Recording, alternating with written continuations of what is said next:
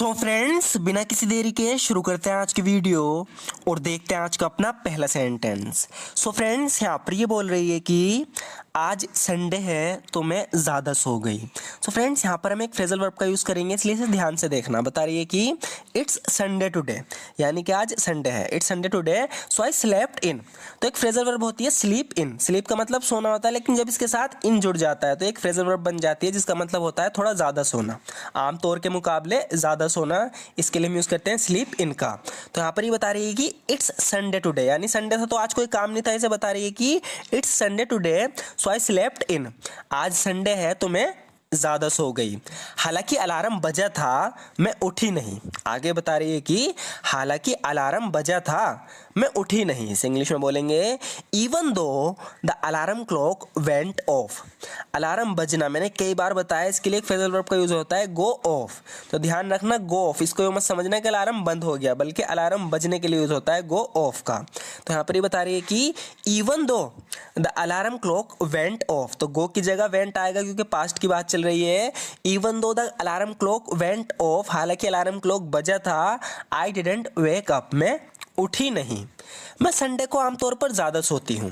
देखो, फिर से ज़्यादा सोने की बात चल रही है तो हम कौन सी फ्रेजल वर्ब का यूज़ करेंगे? स्लीप इन का। तो बता रही है कि I usually sleep in on Sundays. I usually sleep in on Sundays, यानी मैं संडे को आमतौर पर ज़्यादा सोती हूँ। I usually sleep in on Sundays. आज का दिन मेरी ज़िंदगी का सबसे बुरा दिन था।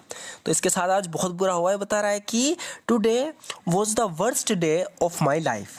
Today was the worst day of my life, यानी आज का दिन मेरी ज़िंदगी का सबसे बुरा दिन था। Today was the worst day of my life. मैं देर से उठा और नहाने में बहुत देर लग गई। तो यहाँ पर ये अपनी बात को शॉर्ट में बता रहा है, कह रहा है कि एक तो मैं देर से उठा था, ऊपर से मुझे नहाने में बहुत समय लग गया। तो इसे इंग्लिश में बोलेंगे I woke up late, took too long in the shower. बता रहा है कि आई वोक अप लेट, यानी मैं देर से उठा, took too long in the shower, ऊपर से शावर में यानी नहाने में टाइम लग गया। मैं काम के लिए लेट हो रहा था। आगे बता रहा है कि I was running late for work. I was running late for work, यानी मैं काम के लिए लेट हो रहा था। I was running late for work. मैंने नाश्ता भी नहीं कर सका। बता रहा है कि मैं नाश्ता भी नहीं कर सका, काम के लिए लेट हो रहा था। I couldn't even have breakfast. I couldn't even have breakfast, यानी मैं नाश्ता भी नहीं कर सका। मैं अपनी कार में बैठा और निकल लिया। यहाँ पर निकल लिया का मतलब है कि कार में बैठा और कार स्टार्ट करी और चल दिया। तो इसके लिए हम ड्राइव ऑफ का यूज़ करेंगे। तो बता रहा है कि I got in my car, यानी मैं कार में बैठा। कार में बैठने के लिए गेट इन का यूज़ होता है। आई गोट इन माई कार, मैं कार में बैठा। एंड आई ड्रोव ऑफ, और मैं निकल लिया, यानी स्टार्ट करी और चल दिया। I got in my car and I drove off, मैं अपनी कार में बैठा और निकल लिया। मैं काम के रास्ते में ही था जब मेरी कार खराब हुई। बता रहा है कि I was on my way to work.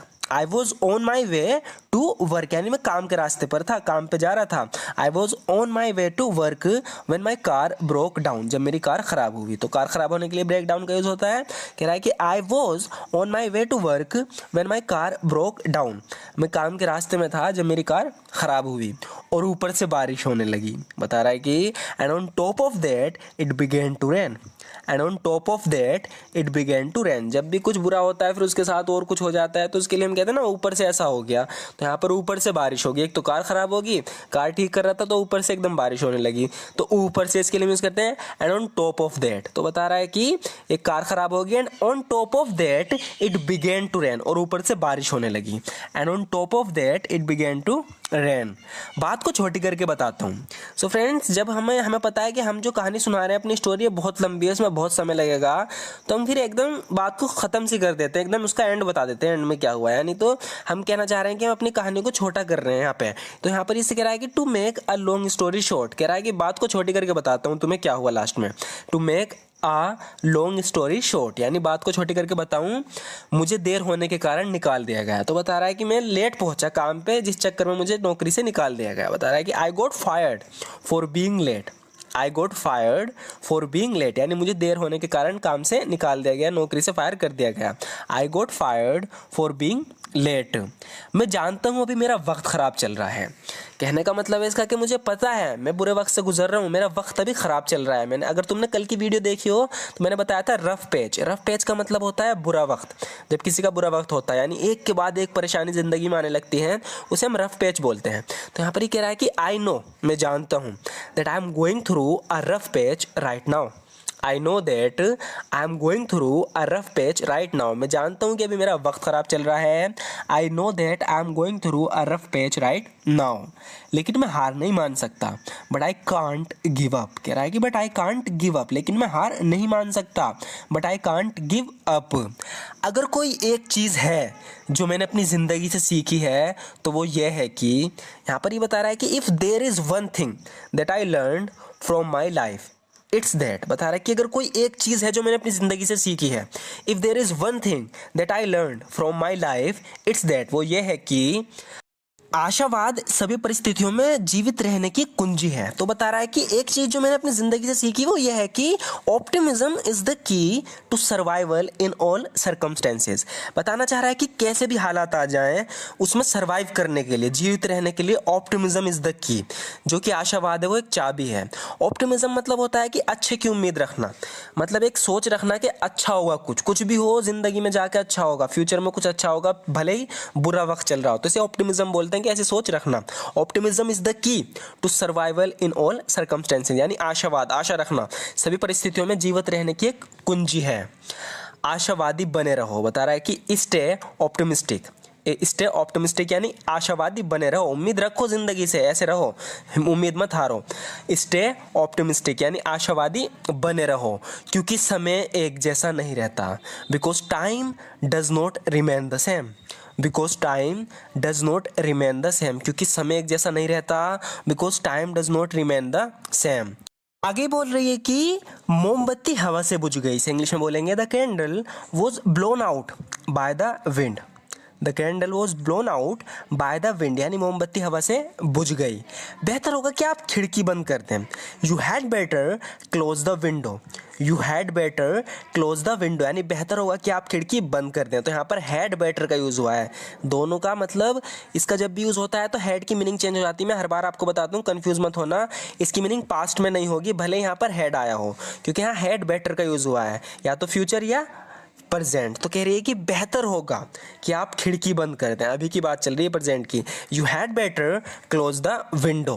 मैंने वादा किया था कि मैं तुम्हारे पिता के आने तक तुम्हारे साथ रहूंगी। इसे इंग्लिश में बोलेंगे आई प्रोमिस्ड, यानी मैंने वादा किया था I would stay with you until your father arrived.